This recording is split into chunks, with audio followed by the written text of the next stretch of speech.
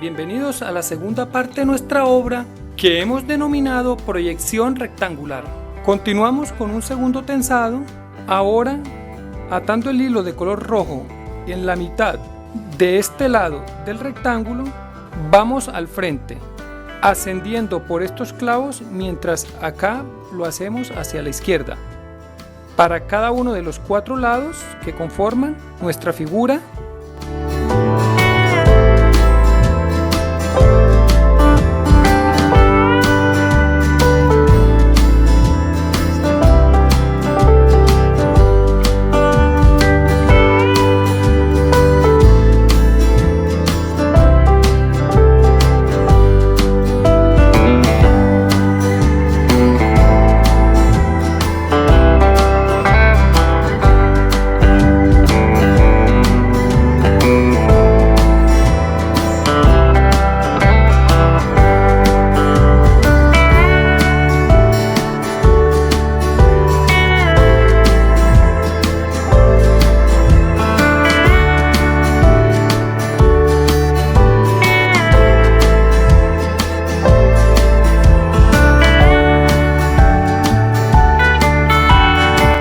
recordemos que dicho procedimiento se realizará para todos los rectángulos que conforman nuestra obra.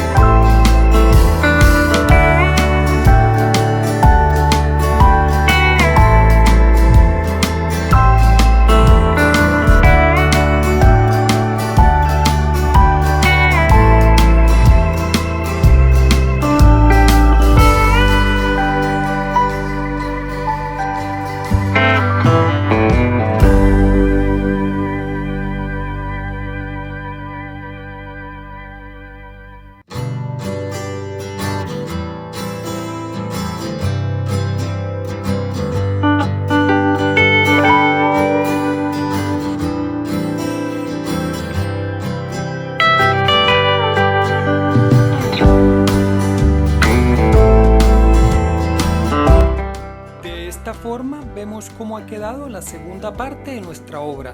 La próxima semana espera la parte final.